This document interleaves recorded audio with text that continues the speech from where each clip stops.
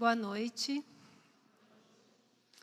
Sou uma filha amada de Deus, em lutas e vitórias nas áreas da orfandade, da rejeição e da mágoa. Meu nome é Samantha.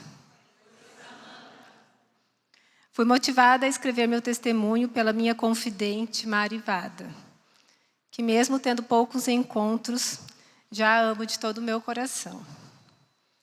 Nasci e cresci num lar católico. Sou a segunda filha de 3 mulheres. Fui batizada, fiz primeira comunhão, crisma. Eu ia à missa todos os sábados ou domingos. Sempre tive muita fé, mas não conhecia muito a palavra e não tinha nenhuma intimidade com Deus. No ano de 2002, eu com 18 anos, passei no vestibular e também em um concurso público. No meu primeiro dia de aula, conheci meu futuro marido. Ele era veterano no meu curso. Quando nos conhecemos, ele tinha um relacionamento e eu também. Passados alguns meses, nós terminamos os nossos relacionamentos. Mas até aquele momento, não havíamos tido nenhum contato, a não ser nos corredores da faculdade. Mas Deus, Ele já sabia o que havia preparado para nós.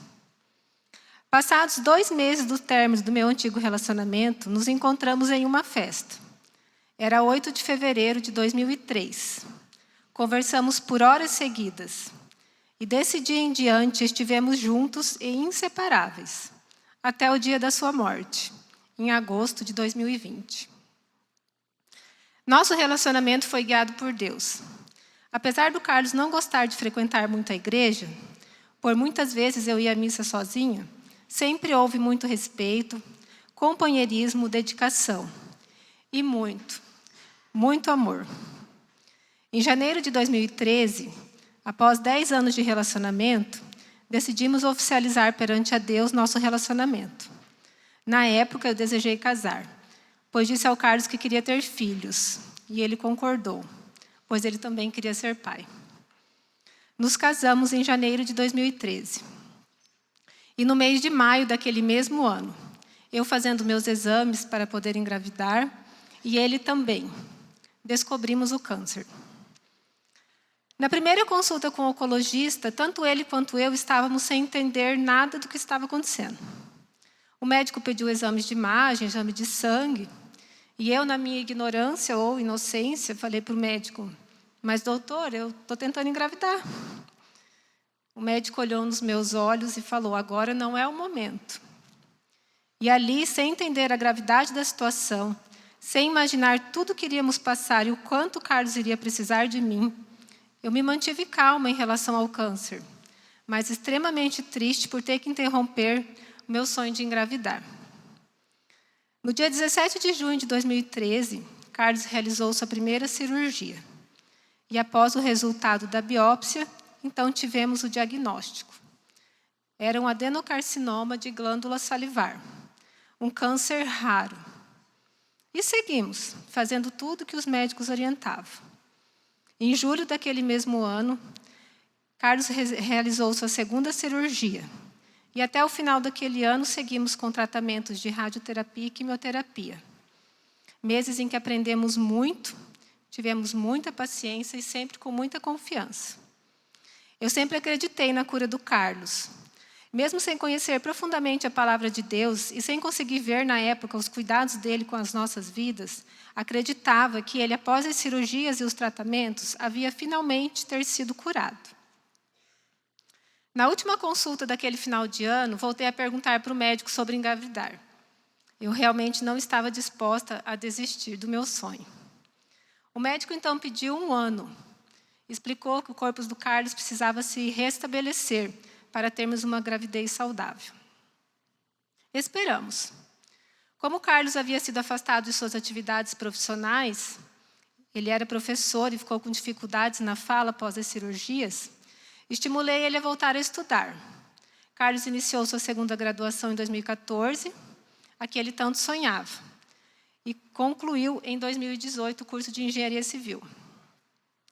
Então, após 1 ano, engravidei e tivemos nosso primeiro filho, Olavo, hoje com quase 7 anos. saudável, perfeito. Minha família, por algumas vezes, me disse que eu era doida de engravidar, que meus filhos poderiam nascer com câncer, que eu corria o risco de ficar cuidando deles sozinha. Enfim, hoje eu vejo isso como preocupação por parte deles com a minha vida. Mas eu nunca cogitei a ideia da morte do Carlos. Sempre acreditei que havia passado e que ele estava curado. Aprendi a conviver com o medo de que um dia a doença poderia voltar. Mas eu dizia tanto para ele quanto para mim mesmo que a probabilidade dele morrer era a mesma da minha. Então seguimos com a nossa vida normalmente. Ninguém vive a vida normalmente vivendo na sombra de um câncer, mas nós tentamos. Ele seguia com os estudos e eu de licença do trabalho cuidando do Olavo. Quando Olavo completou 2 anos de idade, conversamos e decidimos ter nosso segundo filho, Tomás, hoje com 4 anos. Parei de me cuidar e no mês seguinte descobri que estava grávida. Era 25 de dezembro. Que felicidade! Eu só consegui agradecer a Deus por tantas bênçãos. Aquele final de 2007 foi o final de ano mais feliz da minha vida. Eu estava completa. Exatamente 30 dias após a descoberta da gravidez, em janeiro de 2018, nos exames de rotina que Carlos fazia para controle da doença, veio então a notícia. O câncer havia voltado e já estava em 3 locais do corpo: pulmão, ossos e fígado. Meu mundo desabou. Nesse dia chorei por horas seguidas, como eu nunca havia chorado antes. Ajoelhei no chão e pedi para Deus que eu queria perder meu filho. Eu dizia a Deus que não era a hora e nem o momento de estar grávida, que meu marido ia precisar muito de mim. Eu estava ali, grávida de 1 mês, com um filho de pouco mais de 2 anos e meu marido novamente doente. Eu não perdi meu filho. Deus continuava cuidando de mim, pois Ele sempre soube o que é melhor para mim, como está escrito em Jeremias, que é o meu versículo favorito. Pois eu sei bem os planos que estou projetando para vós, diz o Senhor, planos de paz e não de mal, para vos dar um futuro e uma esperança. Daquele dia até a morte do Carlos, tivemos uma caminhada difícil. Nós trocamos de médicos, fomos para outras cidades, estados, em busca de tratamento. Tivemos negativa do plano de saúde e da justiça para tratamento experimental. Fizemos tudo o que estava disponível no Brasil naquela época. Mas era um tipo incurável da doença. A essa altura, nós já sabíamos. Então, em 11 de agosto de 2020, Carlos faleceu em casa, na tentativa de retornar ao hospital.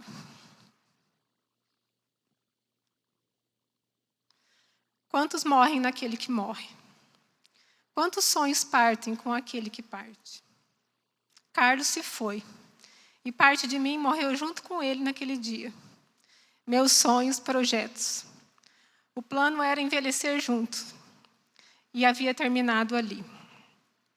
Então veio a minha decepção com Deus, pois durante os 7 anos que convivemos com a doença, entre a doença e a remissão, eu rezava e sempre confiei que Deus colocaria suas mãos sobre ele e o curaria. Eu sempre acreditei num milagre, um milagre que não aconteceu. Comecei então minha caminhada atrás de respostas. Eu fui ler a Bíblia, e na Bíblia física demorou para encontrar, eu fui para o aplicativo. E eu procurava pelas palavras-chave: morte, céu, castigo. Eu questionava Deus a todo momento. Por que com o Carlos? Por que com os meus filhos? Por que comigo? Procurei ajuda psicológica no espiritismo, mas em lugar algum eu encontrava as respostas que eu estava procurando. Nada fazia mais sentido para mim. Desejei morrer várias vezes. Pensei em me matar. Pensei em me matar e levar os meninos comigo. Lembra quando eu disse que Deus já estava cuidando de mim? Pois é. Hoje eu enxergo que Ele permitiu eu ter meus filhos para me manter viva. Tirei forças que nem eu sabia que eu tinha para seguir. 4 meses após a morte do Carlos, eu estava esgotada. Eu não aguentava mais chorar, porque sim, sofrer é cansativo. Muitos exigiam que eu parasse de chorar. Não entendiam a minha dor. Foi então que a minha atual chefe, Ana Gilmara, com quem eu havia ido trabalhar alguns meses antes da morte do Carlos. Olha aí Deus cuidando de mim novamente, colocando pessoas de Deus em minha vida. A Ana, com muita sutileza para entrar no assunto da religião evangélica, ela sabia que eu tinha a minha religião, me indicou um casal de pastores e ela me disse: Sá, tem um casal que está fazendo cultos online, eu acho que você vai gostar, pois era a época da pandemia. Ela me passou o nome do canal do YouTube e eu prontamente comecei a segui-los. Logo na primeira pregação que eu ouvi, eu me apaixonei. Parecia que aquele pastor sabia tudo que eu estava passando. Ele e sua esposa, no culto de mulheres, eram pontuais. E ali me senti acolhida, como eu nunca me senti em outro lugar. Ali eu senti o amor de Deus sobre a minha vida e dos meus filhos. Iniciei de forma online minha caminhada cristã. Após um ano assistindo os cultos online, a Ana me convidou para conhecer a NIB. Me apaixonei pela forma como fui acolhida aqui. Encontrei muitos conhecidos e os meus filhos amaram a salinha. A cada pregação, eu fui e continuo aprendendo mais sobre o amor de Deus. Mas eu ainda procurava respostas para as minhas perguntas. Por que comigo? Por que com o Carlos? Por que com os meninos? Quando teve o anúncio do 30 Semanas, entrei no site. Li sobre o programa e fiz minha inscrição. Contei para a Ana, ela me explicou como funcionava. Ela já fez o CR e disse que me faria muito bem. Iniciei. E quando tive que escolher um grupo, não tive dúvidas. A mágoa. Eu estava profundamente magoada com Deus. A cada terça-feira fui ficando mais leve. Fui amando conhecer meu grupo. A cada palavra aos domingos eu me sentia melhor, ainda com altos e baixos, com muita saudade, mas também com muita confiança em Deus que eu seria feliz novamente. Foi no culto de domingo que parei de procurar respostas para as minhas perguntas. Durante uma pregação, naquela tarde, o pastor Jefferson disse que Deus dá sim respostas para os nossos questionamentos, que às vezes a gente não entende no momento, mas vamos entender lá na frente. Mas também pode ser que ele não dê respostas, porque ele é Deus. Ele é Deus, repetiu o pastor Jefferson. Ele não precisa dar todas as respostas. Nós devemos apenas confiar. Naquele momento eu percebi que eu nunca terei respostas para as minhas perguntas, mas nem por isso Deus deixou de me amar e de amar os meus filhos.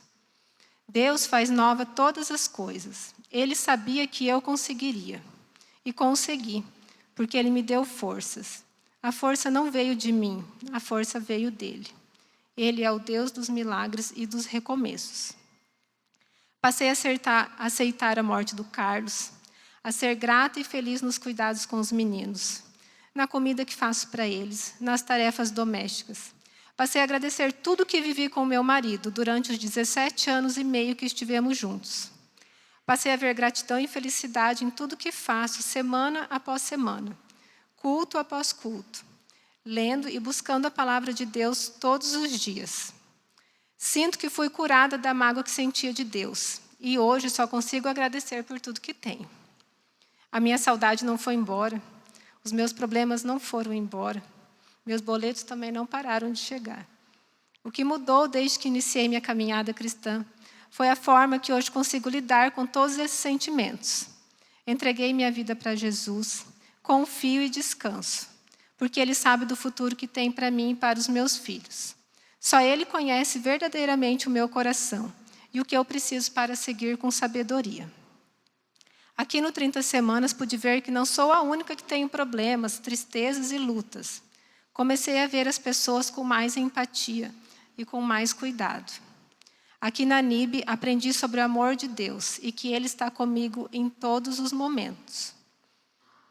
Como diz uma música que eu gosto muito, se Deus fizer, Ele é Deus. Se não fizer, Ele é Deus. Se a porta abrir, Ele é Deus. Mas se fechar, continua sendo Deus. Obrigada pelo silêncio.